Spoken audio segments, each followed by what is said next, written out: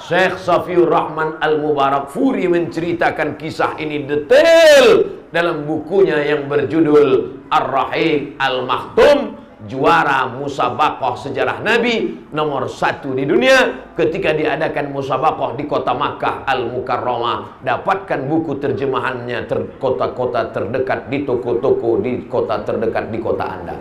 Oh, ujung-ujungnya jual buku juga. Bukan buku saya. Kalau buku ini kalian beli adik-adik, saya tak dapat untung seperak pun. Saya bukan jual buku, kecuali saya bilang, belilah buku ini. Buku saya. Buku saya. Bukan buku saya. Saya ceritakan ini apa? Supaya kalau kita mati nanti anak kita buka rak, ditengoknya. Oh, ada buku ayah.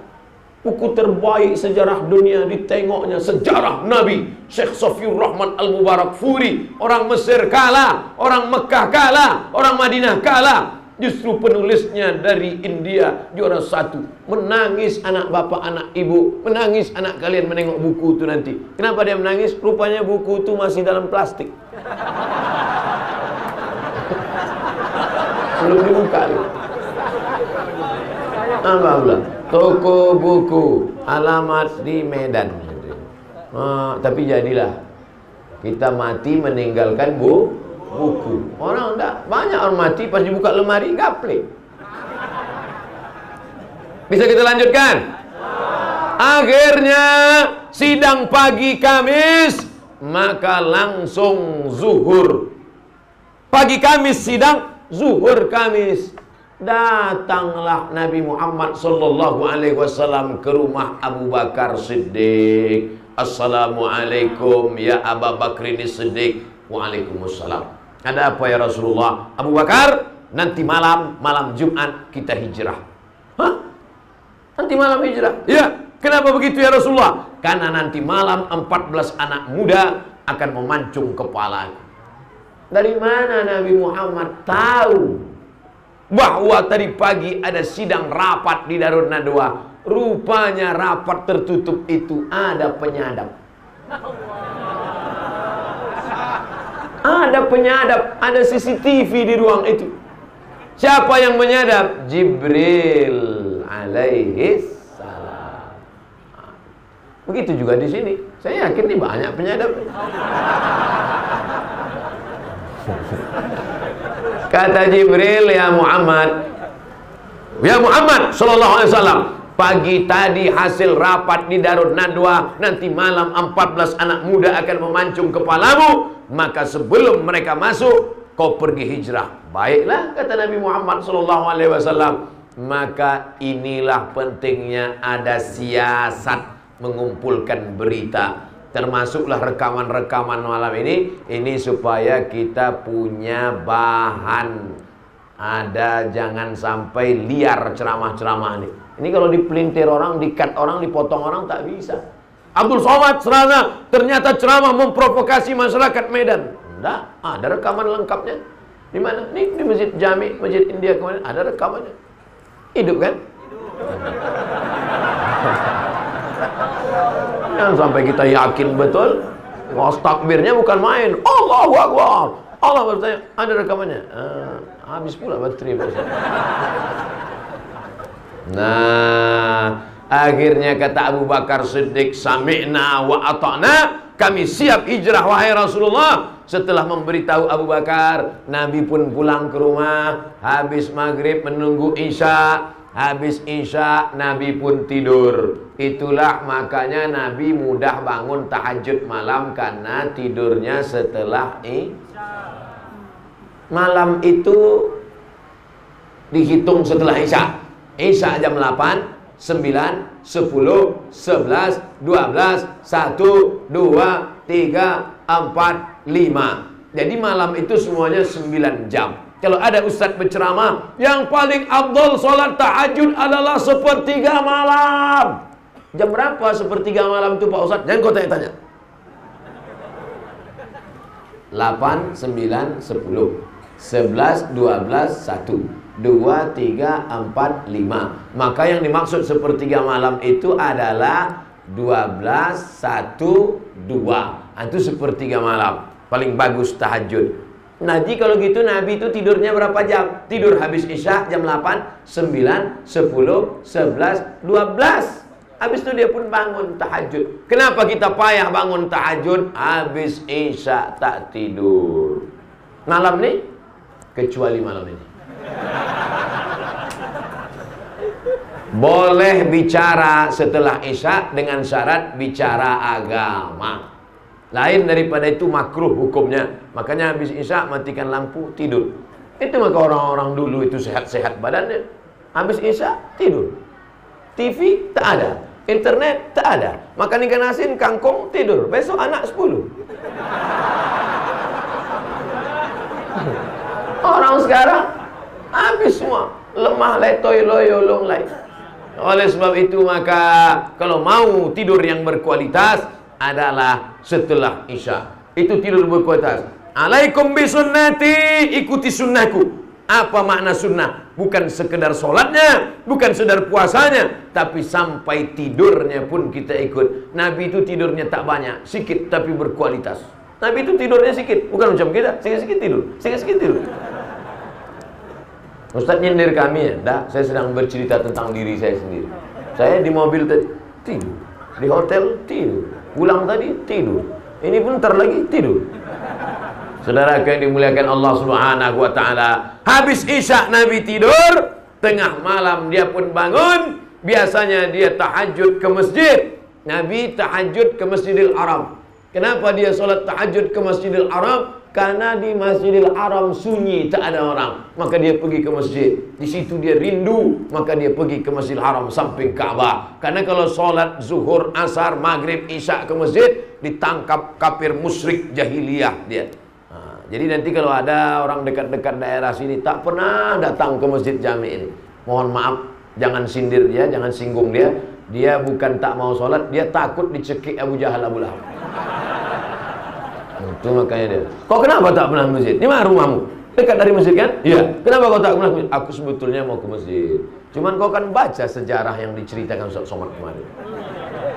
Pernah rupanya Nabi itu sholat ke masjid waktu di Makkah? Tidak kan? Iya, kenapa? Takut dia dicekik Abu Jahal. Memang Nabi sholat zuhur, asar, maghrib tak ke masjid waktu di Makkah. Tapi tahajud malam, kau kenapa tak tahajud malam ke masjid? Dikunci. Emang kalau otak Abu Lahab tu ada aja alasannya.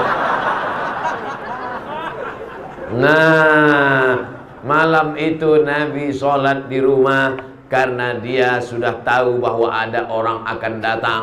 Bagaimana yang dilakukan Nabi? Nabi pergi, sebelum pergi disuruhnya tidur di tempat tidur dia itu adalah adik sewali.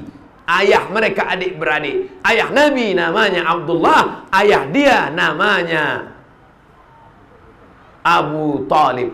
Maka dia bernama Ali bin Abi Talib. Jarak umurnya berapa? 30 tahun. Jarak umur Nabi dengan dia 30 tahun. Itulah dia Sayyidina Ali bin Abi Talib. Jadi kalau Nabi dapat wahyu umur 40, berarti waktu itu umur Ali 10. Nabi hijrah umur 53, berarti waktu itu umur Ali 23. Umur Ali 23 tahun, anak Medan baru selesai S1. Anak muda sedang gagah-gagah perkasa, belum nikah dengan Sayyidatuna Fatimah. Ali, kau tidur di tempat tidurku, nanti aku mau pergi. Kata Ali, sami'na wa ata'na. Ali pun tidur di situ, Nabi pun keluar. Begitu Nabi keluar pintu, anak-anak muda yang mau membunuh itu seolah-olah macam film Matrix terbuka. Semuanya terdiam. Nabi keluar. Begitu mereka tersadar, mereka rasa di atas rambut mereka ada pasir. Karena sebelum keluar itu Nabi siramkan pasir ke atas mereka. Mereka bangun, kok ada pasir? Akhirnya mereka pun masuk ke dalam. Kita cincang sekarang. Jangan, kita tengok dulu siapa ini. Pas mereka buka, ditengoknya ternyata Sayyidina Ali bin Abi Thalib. Dia tanya, Ali, iya, kenapa kau di sini? Aku disuruh Muhammad sallallahu alaihi wasallam. Mana dia? Mana aku tahu. Kalau memang kalian hebat, carilah dia. Diceritakan Allah peristiwa itu dalam Al-Quran. Kenapa orang kafir musyrik jahiliyah malam itu tak bisa menengok Nabi SAW? Waja'alna min baini aidihim sadda. Kami jadikan di depannya ada tembok. Wa min khalfihim sadda. Di belakangnya ada tembok. Di muka ada tembok. Di belakang ada tembok. Fa'alsainahum. Matanya kami tutup. Fahum la yubsirun. Surat apa itu? Surat Yasin. Itu ayat menceritakan, kalau dibaca ayat itu, terbayanglah kita bagaimana Nabi keluar dari rumah saat hijrah menuju rumah Sayyidina Abu Bakar Siddiq.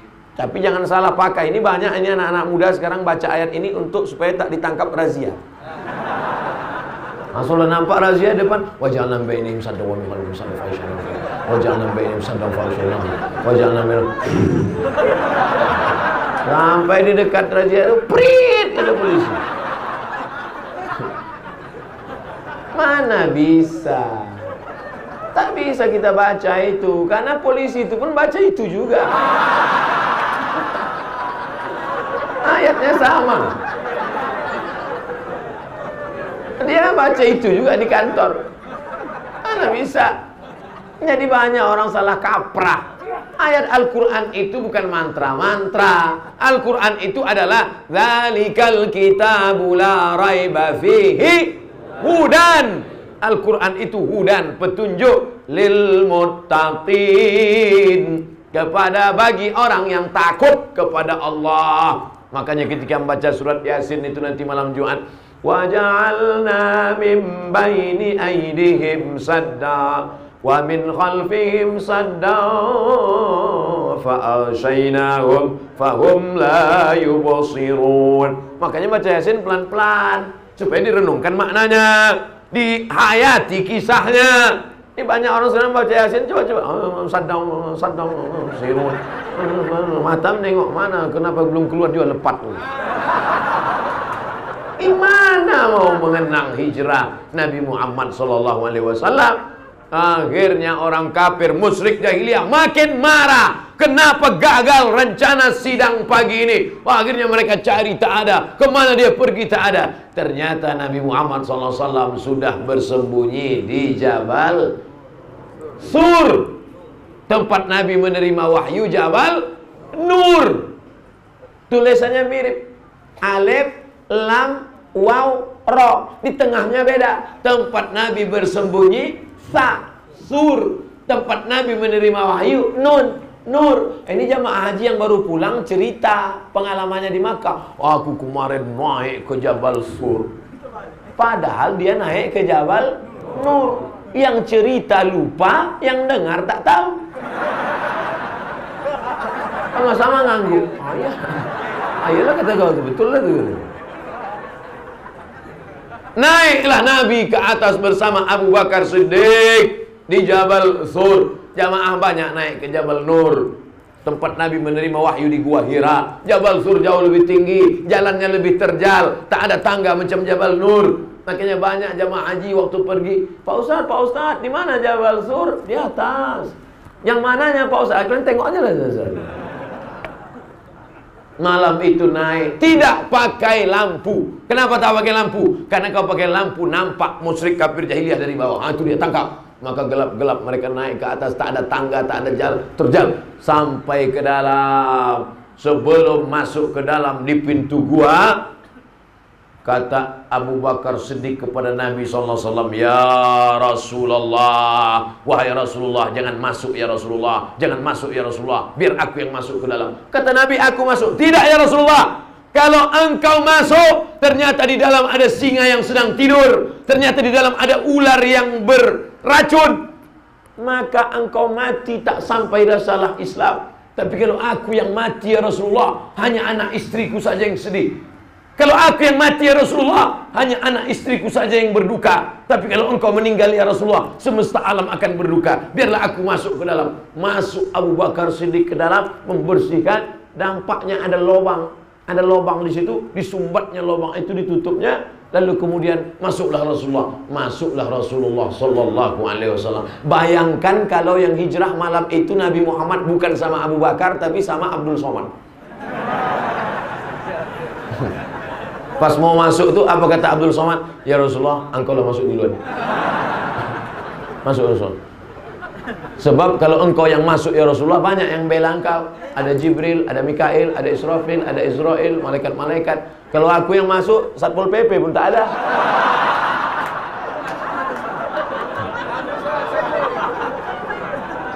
FPI belum ada lagi waktu itu. Apalagi PP belum ada waktu itu. Jadi apa maknanya? Bukti cinta kepada Rasulullah SAW adalah nyawa. Abu Bakar itu nyawa dia kasih. Akhirnya duduklah Sayyidina Abu Bakar, menutupi lubang yang ada itu, ditutupnya, kakinya diselonjorkannya ke depan. Datanglah Rasulullah SAW meletakkan tengkuknya ke atas paha Abu Bakar, berbantalkan paha Abu Bakar. Abu Bakar bersandar ke dinding gua, menutup lubang tadi, maka tertidurlah Rasulullah SAW. Apa hikmah di balik ini? Abu Bakar dan Rasulullah tak ada lagi jarak persahabatan mereka.